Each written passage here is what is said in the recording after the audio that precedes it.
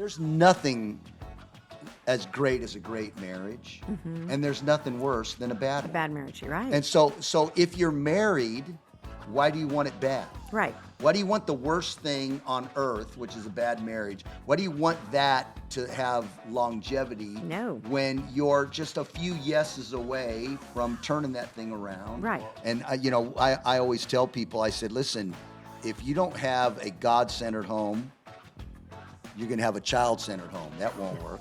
You're going to have a self-centered home. That's not going to work. You're going to have a wife-centered home. You're going to have a husband-centered home. And you're going to have a money-centered home. You're going to have a job-centered home. No, you need to have a God-centered home, and then everything flows out of that. And I think that when you have that God connection, then it'll have a reflection in the way you choose with your spouse. Hey, everybody. Welcome to the Daniele Hage Podcast. I'm so glad you guys are joining us. I have a special guest today, my husband of 43 and a half years, Steve, the love of my life. We today are going to talk about the 10 things that couples who make it, couples who stay in long-lasting, satisfying relationships, there's 10 different things that they make a habit of doing. So the first one, we're just going to jump right into this. Yeah, let's do it. The first one is that they guard their marriage. They make their marriage top priority, above other family members, above their friends, even above their own children. Their marriage is the most important thing in their life. So guarding could also be described or defined as preserving, protecting, yes, prioritizing, yes. Because I think that when you're married, it's the number one relationship horizontally. Yeah. You have a vertical connection, hopefully, and that has to have a horizontal reflection. And then to me, that when you make the decision to say, yes, let's get married, then that becomes the number one slot. Right. And, I always tell people, I said, listen, if you don't have a God-centered home, you're going to have a child-centered home. That won't work. You're going to have a self-centered home. That's not going to work. You're going to have a wife-centered home. You're going to have a husband-centered home. And you're going to have a money-centered home. You're going to have a job-centered home. No, you need to have a God-centered home, and then everything flows out of that. And I think that when you have that God connection, then it'll have a reflection in the way you choose with your spouse. Right. And another part of guarding your marriage is you don't tell your parents or your extended family, your siblings, you don't talk about your marital issues with them. You leave your first family and you cleave. So now we have our own family, and when we do things with the extended family, we have to be in agreement in it. And the reason also I always tell young people this is you don't want to tell your parents, like tell on your husband or tell on your wife to your parents, because parents are they're gonna take your side, all right, because they're your parents, and they are gonna hold those little grudges. Like you'll work through it, you'll forgive, you'll get over it, and now they're still mad at your husband because 20 years later. Yeah, whatever was said. So you just need to be careful. Like talk to a counselor, talk to a pastor, talk to somebody if you have to get help, and not necessarily your parents.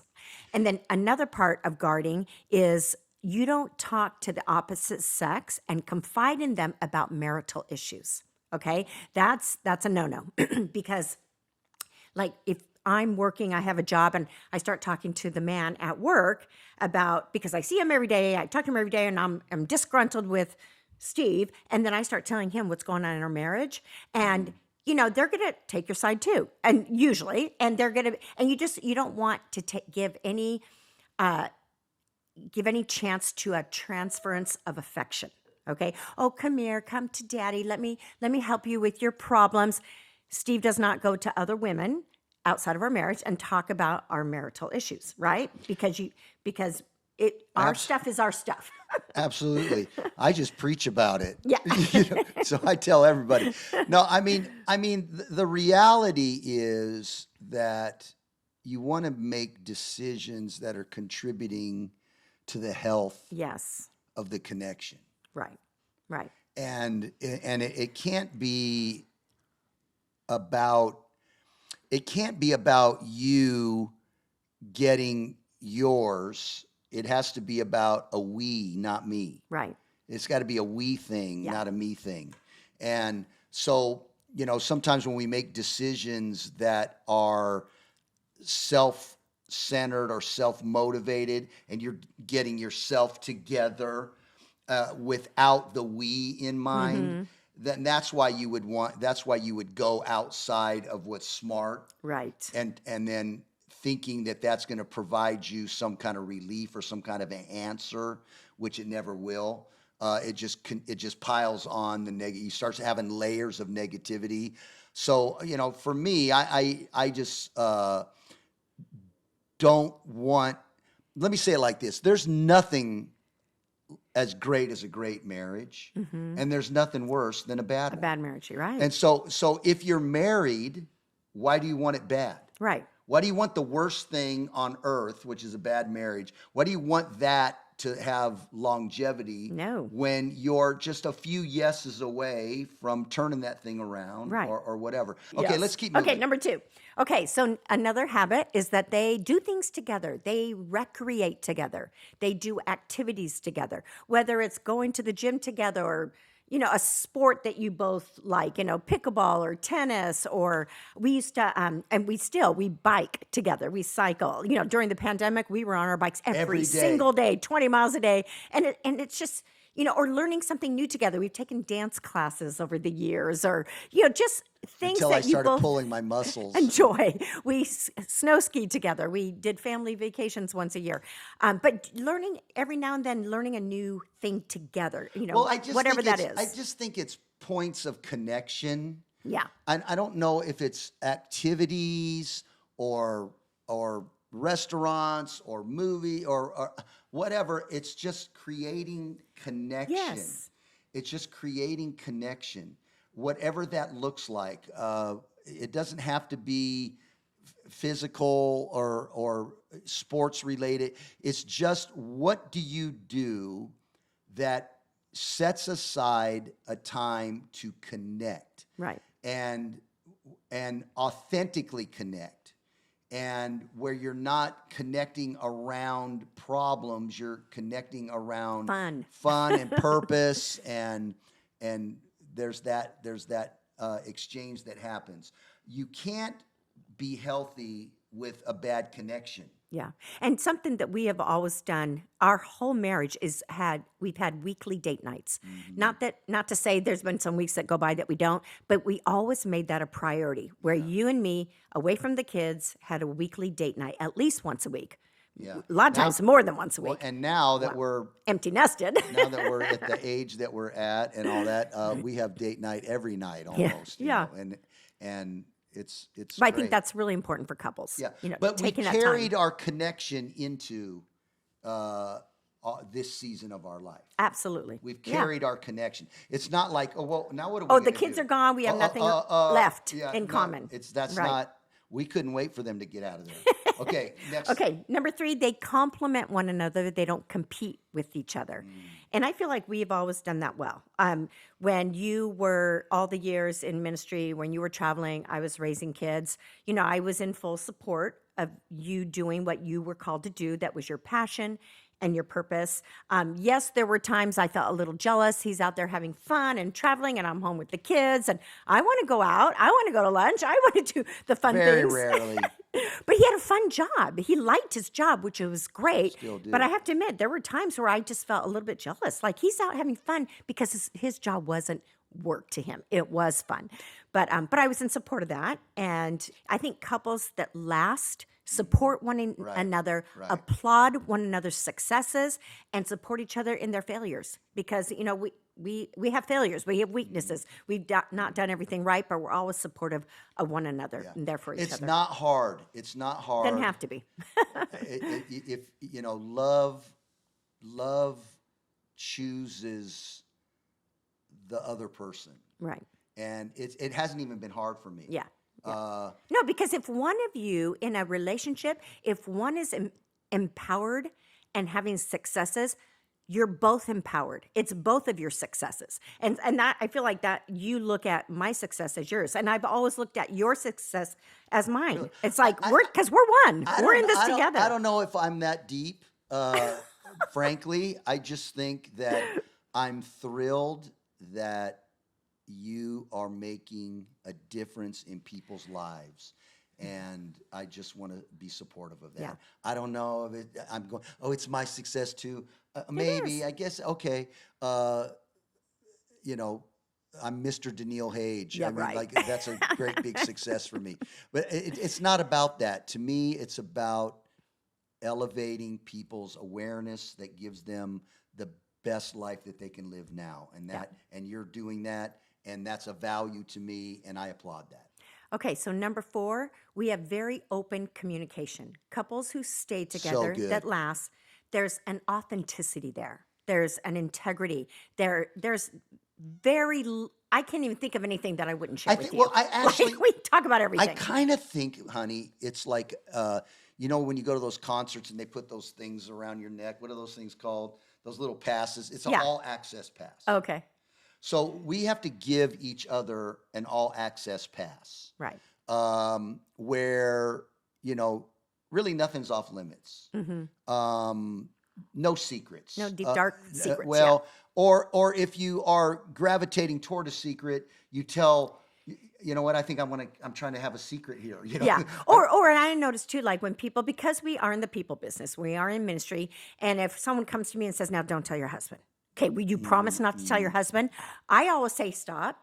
Before you tell me, do you trust me enough that if I think he needs to know, do you trust me to tell him or not? Because I don't want to commit to them that I'm not going to tell him, because we tell each other everything. But most of the time, it's a woman issue. He don't care. He doesn't need to know. But I do always preface it with, will you trust me that if I feel the pastor, my husband, needs to know, that I can tell him? And they always say yes, absolutely, which I rarely do. And there's lots It's of not things, necessary. and there's lots of things I don't want to know, Right. even when you start telling me that I should know. So anyway, so the point is that you don't have to be all mindful of what to say and what not to say. It interrupts the free flow of open communication or even question asking. Yeah. And I feel like, and this is our relationship, and I think it's one of the things that has been like the glue that's kept us together. We're so open with each other. Like, I can always tell when he finds another woman attractive. And finding someone attractive. Always. And finding someone attractive doesn't mean you're attracted to them. You know, there's a difference. Lots of attractive people doesn't mean he's attracted. But and I'll say, you think she's pretty. And he'll go, what? Or he'll say, don't tell people what I do or or he'll don't say do. to I'll be me, like, heck yeah. He'll say to me, oh my gosh, I think that girl is so pretty. And I'm fine with that. It's like, I do too. I will even point out people and say, oh my gosh, did you see that one? And I'm like, no. He already saw it. But no, but you know, it's a myth to think that as soon as you get married, every other person in the world becomes ugly. Right. You know, I mean, really? Yeah. And although, yeah, you have pointed out pretty girls and say, man, that girl is really pretty. I very rarely point out to men and go, look at him, he's a hunk, isn't he? But anyway, can we go to number 5 before I throw up in my mouth? Anyway, we're just very open with each other, but again, that's our dance. And we have no And I problem with recommend it because you're not living your life in this solical incarceration where you have to let out. And Daniele is not insecure. I think couples speak to this for a minute. I think couples monitor truth based on the forecasted reaction of the hearer. Mm-hmm. Yeah. Right? Very good. So if I felt like if I said, oh my goodness, you know, whatever about some person or something I'm doing or something I'm not doing or whatever, and I'm factoring in some kind of an irrational emotional response, that's going to prohibit me from telling you the truth, the Right. whole truth, and nothing but the Is if you truth. think I'm going to get upset or But get you angry. never get upset Yeah. about those things. Yeah. Well, and I think too, because I know where I stand with you. I'm very secure in our relationship. I think we both are. So I'm rarely ever threatened by another woman Danielle gets more upset about my side of the room your mess. than this other stuff. It's true. Which I wish it is a point of my contention. side of the room was a secret to her, But I'm a hat guy, so I have 3,400 hats on the dresser, and everywhere, all over the house. She wants to put them away, but I know exactly where every single one is, and if she touches my stuff, he doesn't like that. It's gonna be not good. Okay. And then also too, because we've gotten this a lot from people, even with our family, as our kids became teenagers and young adults, we have very open conversations with them. God. And we've had dinner guests before, and people were like, afterwards, just completely blown away. They said, "I can't believe you talk about that stuff with your kids," and they were so shocked. They thought it was cool, but they were shocked, and we were like, "What?" Like, to us, it was so normal. We just talk about everything. Well, because the Hage family and the spouses that they've brought into our circle of life, we have been solving problems for other people for our whole lives, our entire marriage. Coming up, this is gonna be my 50th year of full-time ministry coming right up, 50.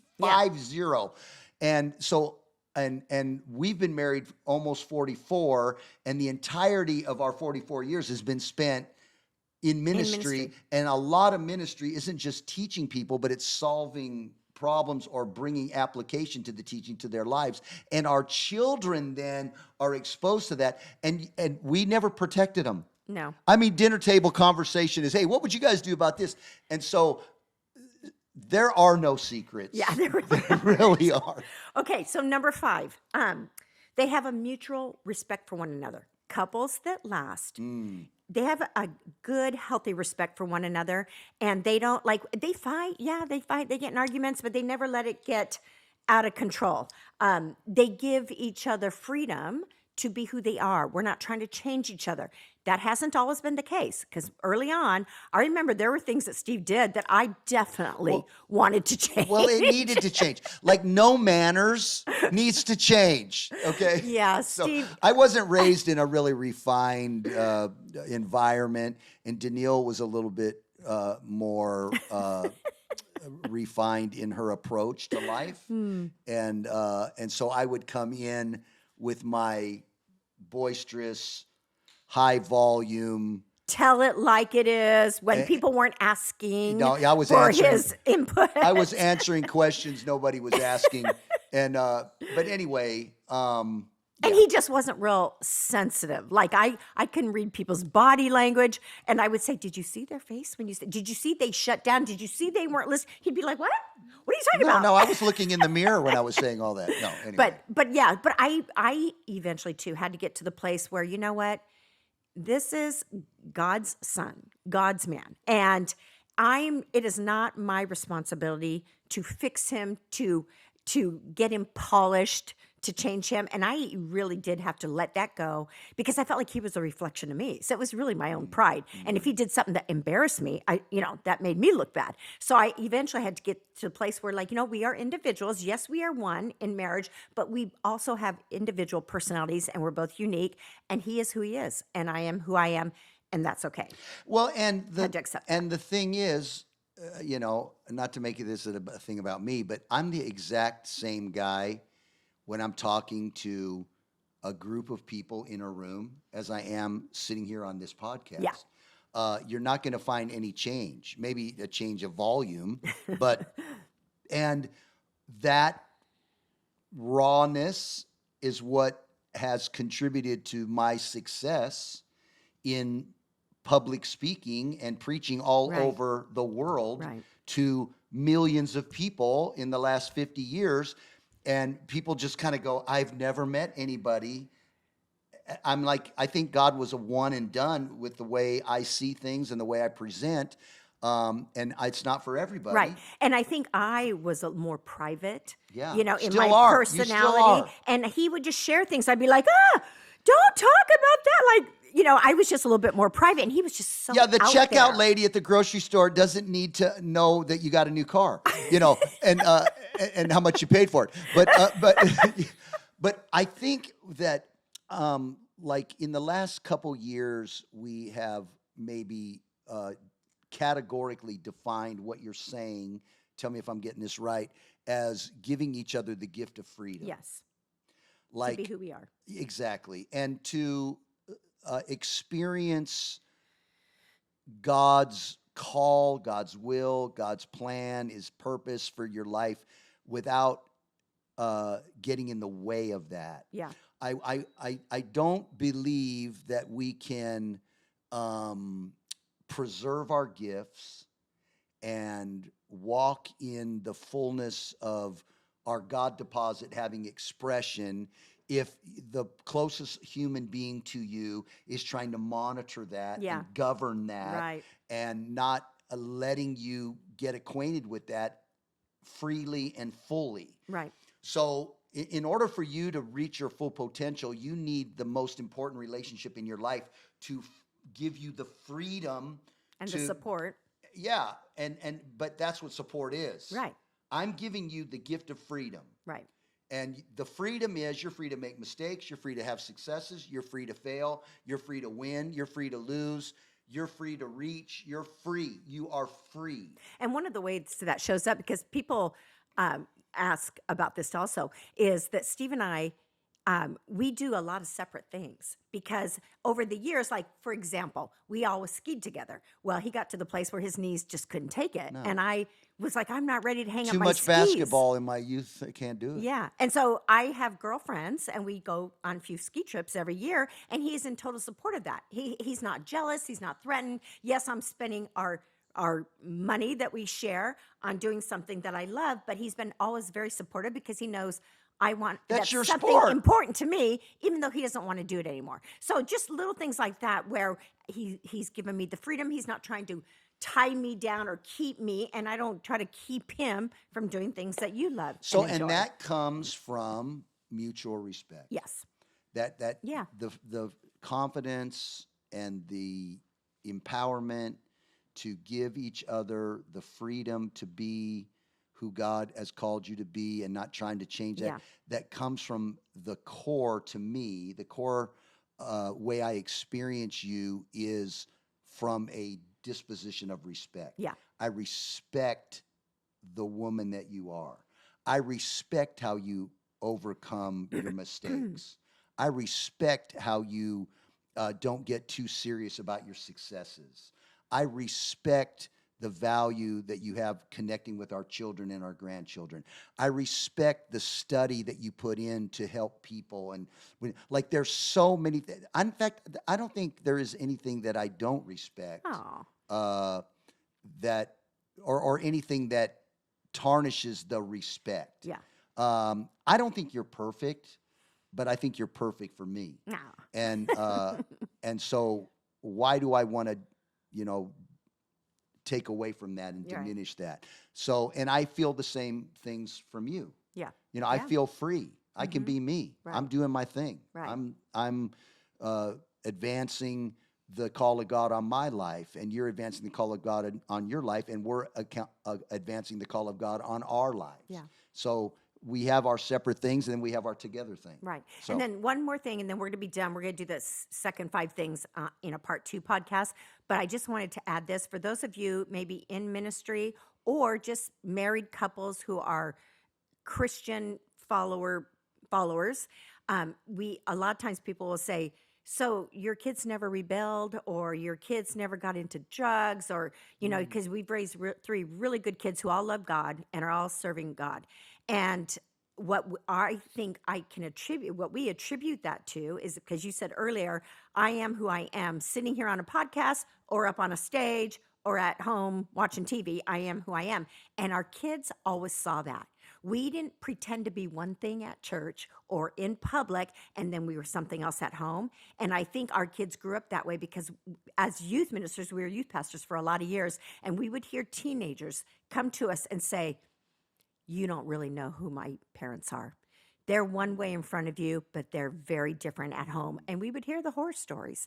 And we thought we never want to be that. We want to be who we are as Christians, as a married couple, as parents, in and out of the public eye. And I think that's why we had kids who grew up to want to follow Jesus too. So not that we were perfect, not that we did everything right. James believe me. Dobson said, the number one thing that teenagers need from their father, remember, I do. is a father who loves their mother. Yeah. That breeds such security in kids. So I've never forgotten that. Like, sometimes I have to love Daniele because I love my kids. Right. And not that they never saw us fight, but fighting and arguing in front of your kids is not bad when they see you resolve If they can it. witness the resolve. Yeah, Yes, for sure. because that teaches them how to resolve conflict. Because it's silly to think But we're we going never to be fought, married and never like- have an argument. Like we never fought.